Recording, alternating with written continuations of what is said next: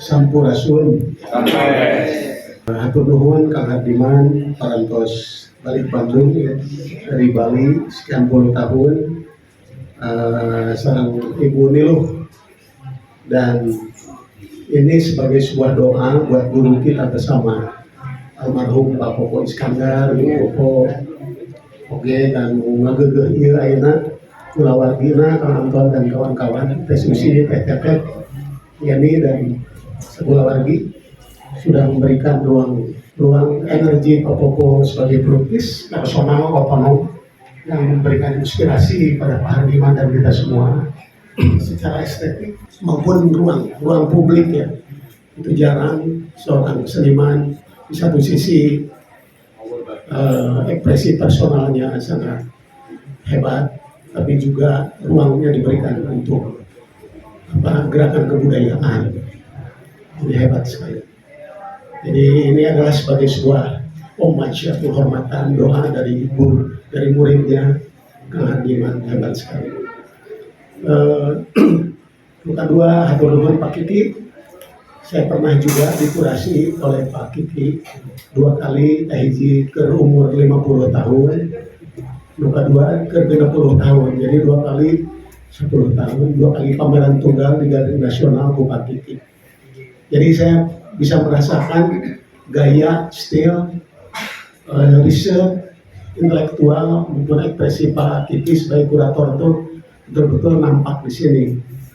Jadi hebat sekali Pak Kiki itu dari Pak Hardiman yang banyak sekali karyanya, dan menurut saya tidak gampang mengelola atau menata, merajut Pak Hardiman itu, tapi sama Pak Kiki itu bisa ya. Ini ada yang abstrak, ada yang temanya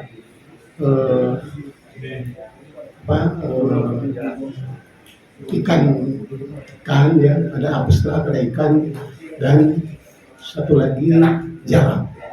Tapi ada 2 artefak seni grafis, karena memang Pak Hardiman itu waktu saya masih di UPI, beliau itu sudah jadi seniman. Jadi grafis-grafisnya itu dan puisinya itu dicetak saring dan ada di ruang publik. Jadi karya-karya performance art sebagai sebuah seni grafis itu tuh banyak sekali di Kota Bandung yang Pak Hardiman lakukan. Itu belum kontemporer, belum masuk kampus dan belum ramai ya, tapi Pak Hardiman sudah melakukan itu. Serta tulisan-tulisannya ya, tulisannya tidak hanya seni rupa saja, tapi juga berbagai hal. Dia juga penyair, banyak puisi-puisinya. Tadi betul dia kurator dan konseptual sekali tulisan-tulisannya. Ada beberapa buku Pak Kiki itu bagus sekali membawa ke sini.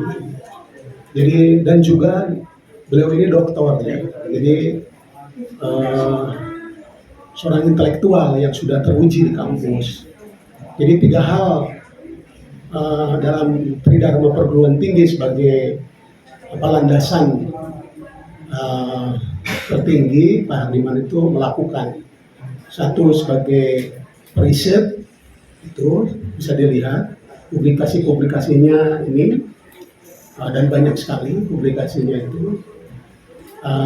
Juga penelitiannya juga sebagai seorang pendidik dan pembelajar lagi itu sudah mencukupi, sangat mencukupi. Sayang sekali dipensiunkan ya. Kalau saya jadi rektornya pada waktu itu akan saya angkat jadi guru besar seperti itu, karena langka sudah bisa kita lihat. Dengar ya bagaimana seorang Hardiman itu ngomong tidak banyak teori karena sudah menjadi kehidupan. Mengalir aja bahasa Sunda, bahasa Indonesia, campur-campur, dan enak itu didengarnya itu karena tidak terbebani oleh kebohongan, oleh intelektual palsu, oleh kesenian yang tidak dibikin oleh jiwanya. Dia mengalir dan dia begitu terbuka ya. Bisa dipelajari karya ini dari gurunya. Jadi ke gurunya itu begitu hormat dan disampaikan efek dampak seperti itu. Hardiman ini lahir dari sebuah komunitas yang memang bisa lahir seperti ini. Jadi tidak ujung-ujung Hardiman lahir seperti itu. Tadi sudah disampaikan bagaimana hubungan-hubungan seperti Kang Agus Jurik sampaikan tadi, Gus Dur sampaikan ya, dengan teater, dengan sastra, film, aktivis pada waktu itu. Jadi artinya memang gaul ya sebagai student, sebagai mahasiswa sampai S3 kan juga gaul tadi bisa dengar ya bagaimana ke Jogja tuh, dari Bali ke Jogja dengan banyak sekali teman-temannya ya. Saya studi di Jogja ya, yang kenal dengan Pak Hardiman itu juga di Jakarta. Jadi satu ya harus ada metode baru untuk bisa menghormati seorang Hardiman ini, dan banyak juga di Indonesia seorang intelektual yang tersisih ya oleh sebuah sistem atau ekosistem di perguruan tinggi maupun pemerintah, dikti dan sebagainya yang tidak bisa mengadopsi orang yang seperti ini. Itu harus jadi rekomendasi dari pameran ini, karena ini pamerannya di dekat dengan kampus, banyak dihadiri oleh mahasiswa, dosen-dosen. Juga Hardiman itu harus jadi inspirasi yang pantau. Mungkin secara birokratis dia pensiun, ya. Tapi sebagai sebuah energi harus menjadi guru ya, guru besar di UPI ya, dari mana dia hadir dari sini, karena dia sudah mengabdi ya, dalam pengabdian masyarakat itu dia mengabdi, fokus powerful lokal material Garut. Jadi lain dodo ya, lain bodoh ya, tapi seniman ya, kreativitas intelektual kontemporer modern itu tuh baca tuh bukunya ya. Ada di Bali yang menghayati betul ya, karena juga akulturasi dengan secara kehidupan keseharian itu dengan Ibu Nil itu tadi saya dengar ceritanya keren banget ya gitu.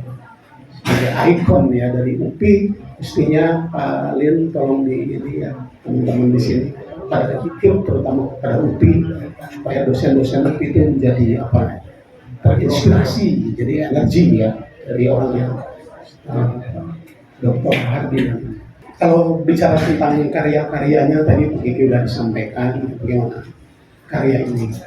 Tapi yang saya ingin rekomendasikan adalah sebuah ekosistem pendidikan, karena kalau begini terus akan tersisih penciptaan karya seni, riset dan sebagainya, seperti tadi ditanyakan kan dari teman dari Magelang bagaimana riset seorang seniman yang mestinya menjadi acuan metode seperti itu.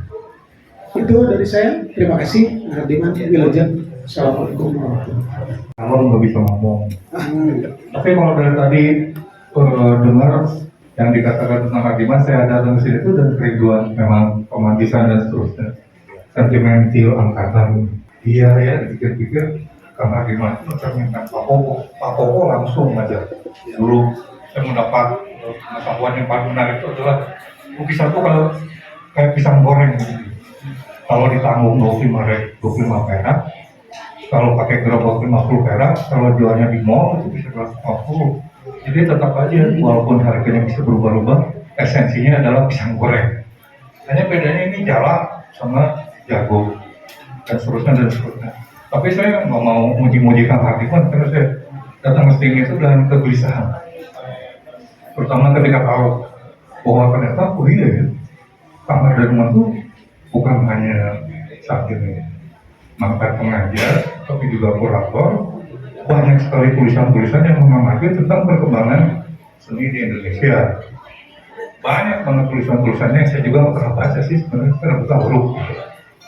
Terus ketika mengkuratori berbagai hal sudut pandang, pisau bedahnya berarti kan banyak tuh.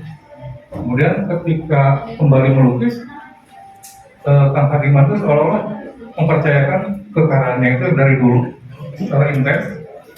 Itu seperti saya juga sih sebenarnya, dengan kesadaran untuk tidak berubah. Tapi konstelasi seni hari ini kan begitu cepat banget gitu, didukung oleh media sosial yang begitu canggih dan bisa mempresentasikan karya-karya di seluruh dunia.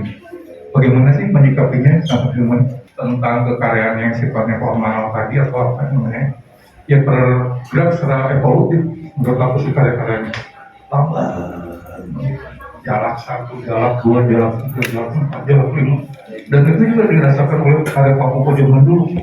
Tapi ketika saya ngobrol dengan Pak Koko, kenapa sih Pak gambarnya ayam dulu? Aku belum pernah dapat esensinya.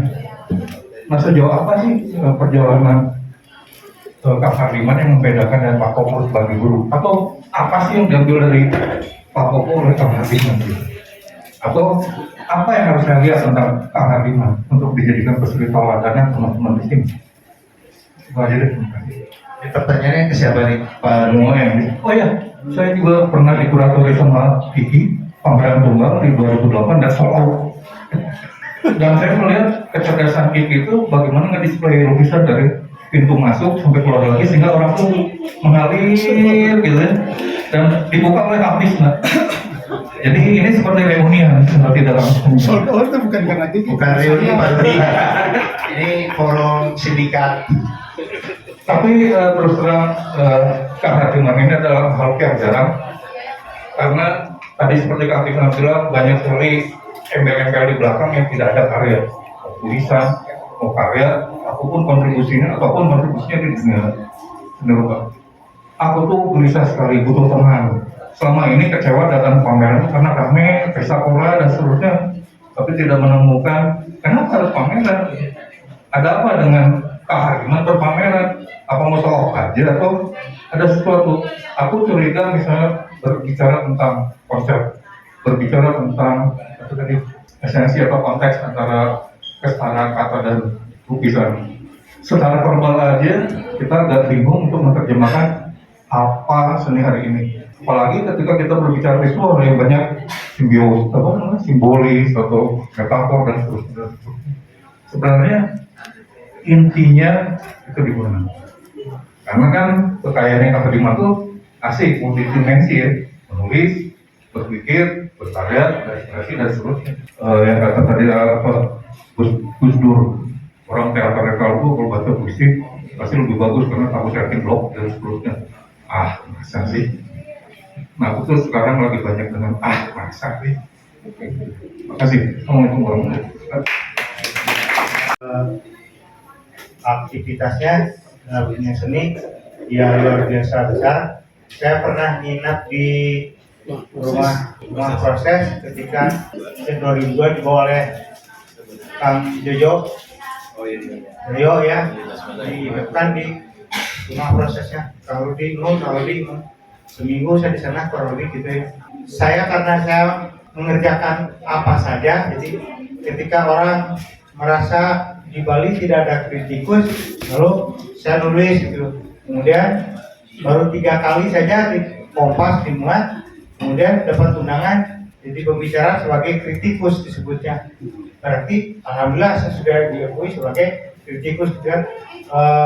Baru berjalan 1 atau 2 tahun ketemu Pak Kiki di Galnas juga. Kata Pak Kiki disuruh insaf menjadi kurator aja, saya coba jadi kurator. Ternyata proposal saya lolos juga gitu kan. Itu jadi saya selalu membedakan diri saya ketika saya menulis, saya adalah penulis. Ketika saya melukis, saya adalah pelukis. Ketika saya bermain teater, saya adalah aktor gitu kan, seterusnya gitu. Jadi dipisah-pisah seperti prinsipnya orang modern itu, dipisah-pisah sehingga misalnya pikiran saya tentang dunia kontemporer yang banyak saya tulis jadi artikel saya itu tidak muncul dalam lukisan saya karena bahasa saya bahasa seni rupa saya nggak nyampe ke kontemporer gitu. Mencoba tapi gagal gitu. Jadi ketika melukis balik lagi melukis modern saja gitu, tidak bisa menjadi post modern gitu kan. Itu kesulitan saya gitu. Saya melihat karya teman-teman yang kontemporer apalagi yang angkatan muda sekarang misalnya sudah jauh kemana itu nggak akan capek dengan bahasa rupa saya gitu. Saya cuma bisa membahasakan secara verbal saja gitu kan, menulis artikel, membuat penelitian tentang dunia kontemporer, tapi berkarya kontemporer nggak sanggup, nggak punya keterampilan untuk itu. Jadi makanya tulisan saya sebanyak buku ini hampir tidak ada pengaruhnya terhadap lukisan saya, gitu, pikiran-pikiran saya.